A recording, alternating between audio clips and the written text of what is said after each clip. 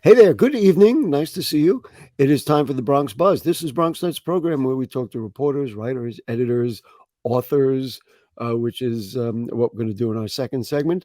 People who are writing stuff about our borough, the Bronx, and that way you can get some insight into what they think about and what they're writing about.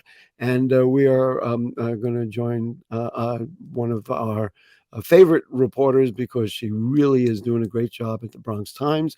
And so we'll say good evening to Aliya Schneider. Nice to see you, Aliya. Nice to see you too. And as I told you off camera, you're just doing a great job. You're a thorough reporter, and we need you so badly in the borough of the Bronx. You really were the one who told us about this Trump links story. Of course, there's been a controversy because the former president has had his name and has owned the golf course over there in Throggs Neck.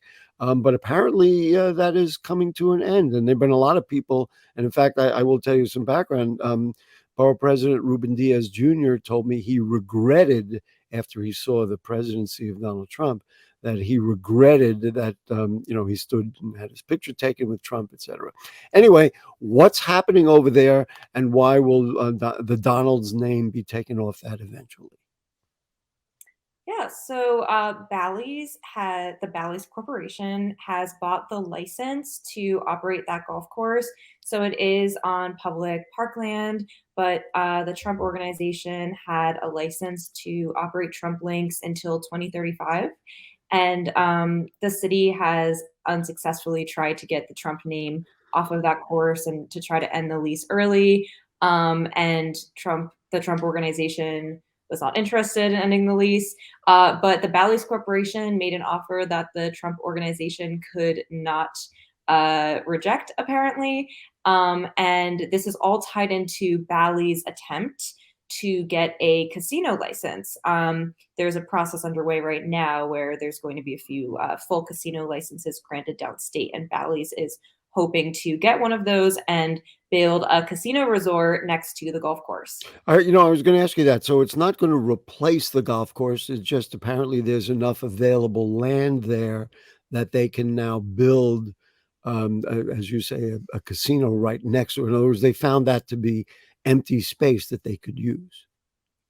Yeah, when I spoke to the chair of Bally's, he told me that they don't plan to interfere with the golf course at all. He feels like the golf course has actually been run well, and they plan to kind of continue things with that. Mhm. And they feel like there's enough space to build a casino resort next to it. And I did ask, if you don't get the casino license, what's going to happen? And he Oh, said, that's a great question. Yeah.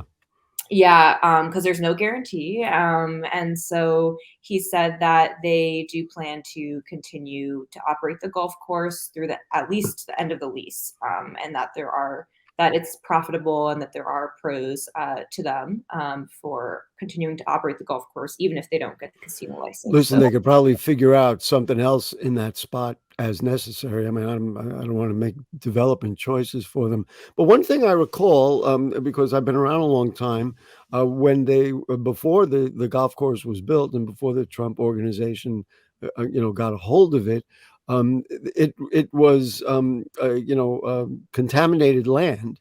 And there had always been questions, number one, about golfers golfing on top that land. And I'm curious to know if any of that dialogue is still out there, or if has it been felt that they really cleaned up that site completely? I mean, I don't play golf, and so I've never played there or anything like that. But it always would be a question for me if you're playing on top of a former toxic site. I don't know.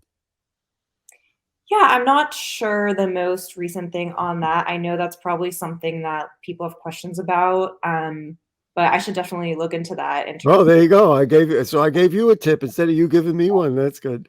That's a good idea. And this leads to a whole other dialogue about the whole notion of casinos, and because we haven't really granted the licenses yet in New York, and of course, Empire Casino has one up in Yonkers.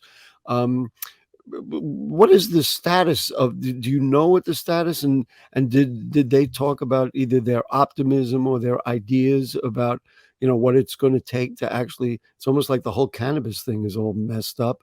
That it's going to, figure out how are we going to get our license actually? Well, Bally's is feeling pretty optimistic, even though there are nearby casinos that are already running, without the full license, but they're allowed to have table games and electronic games, and they have racetracks. But they still feel like they're in a good location. The Bally's location is right in between the two, kind of in the area in Queens and in Yonkers. But when I talked to the chair of Bally's, he said that he feels like it's still a unique location in terms of access to areas outside of New York City, and he seems pretty Right. optimistic about Yeah, it. probably right. Right. You listen. It's right at the foot of the Whitestone Bridge on the Bronx side. So you got all of Long Island or Queens can come there, and certainly if you're coming down from the northern, areas in Westchester, you can get right down the Hutch and get on there. I mean, the other thing that is unique about that site, of course, it makes me think about the dialogue over the cricket plans.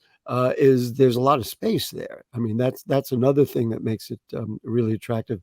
Let's extend the dialogue a little bit because you really wrote two very interesting stories about transportation in that area. Now, just to extend the dialogue to the Throgs Neck ferry stop, I have been there. I've taken that ferry a few times. There are places to park. It's limited, but mass transit is limited. And Bally's it has done something to help that problem. And then, of course, maybe it would extend into their project in the future. Let's just talk about transportation in that area of Throgs Neck and the park over there and Ferry Point Park and everything.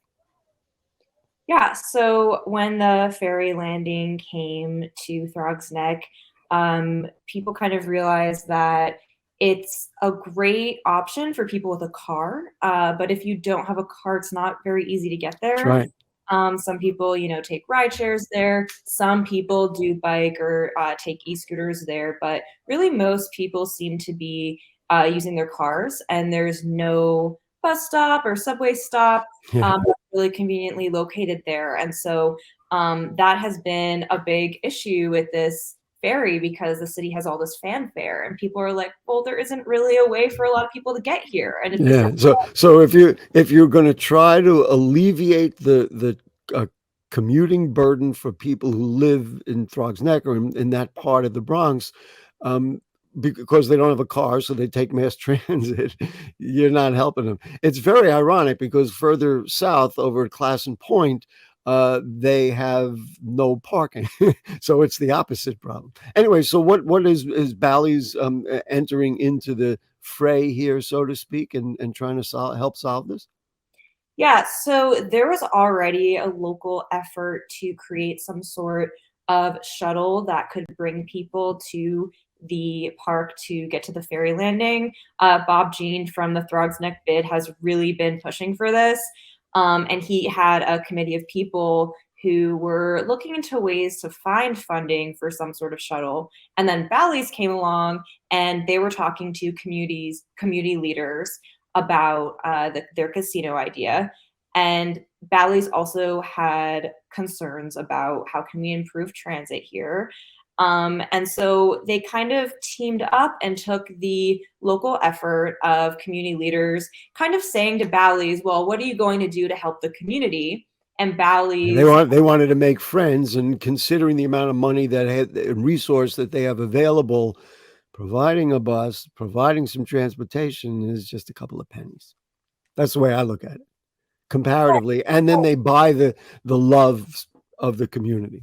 yeah, it's kind of like a win-win because it's helping the community, but also kind of gaining some friends, like you said, and improving access to their golf course and potentially casino. So Potentially, right. basically, Bally's is funding a shuttle bus, a free shuttle bus, that will be connecting various East Bronx stops with the entrance to the park, which you take to get to the ferry landing. Right. That's kind of a whole nother thing that once you get into the park, you have You to walk. you still gotta walk or get some, believe me, I know that.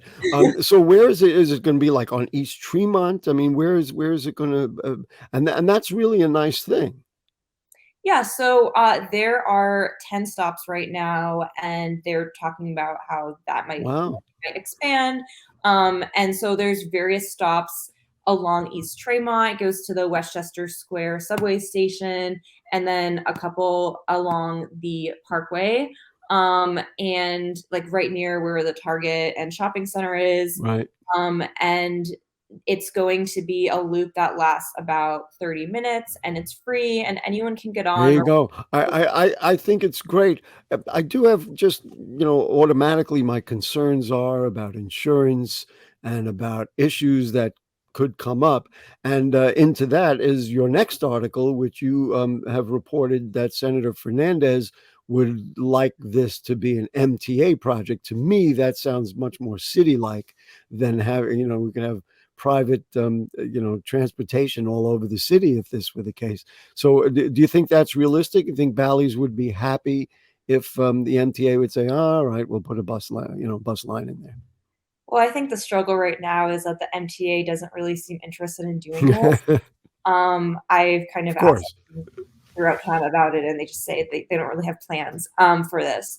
right. But I think the senator's idea is that they're going to be collecting data during this because it is a pilot in terms of the shuttle. They're going to kind of see how many people are using it.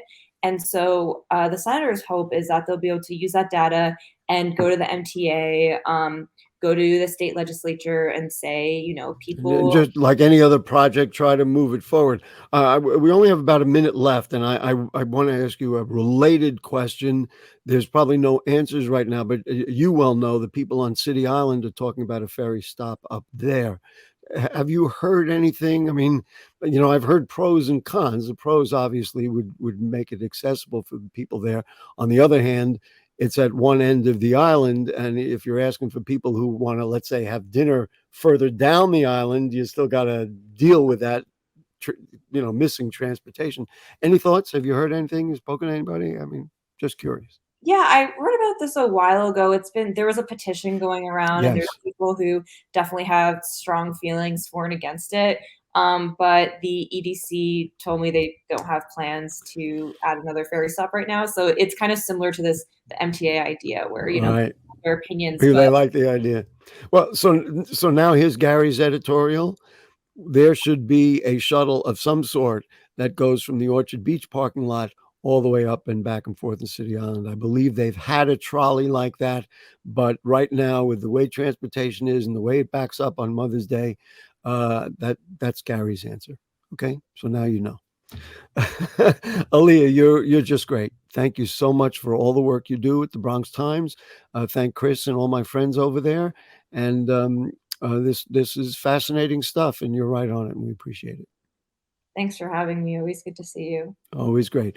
All right, we're going to take a short break, and then when we come back, we're going to talk about this very interesting book written by somebody who is a very, very, very important Bronxite in Bronx history. So we'll do that in a moment. We'll be right back.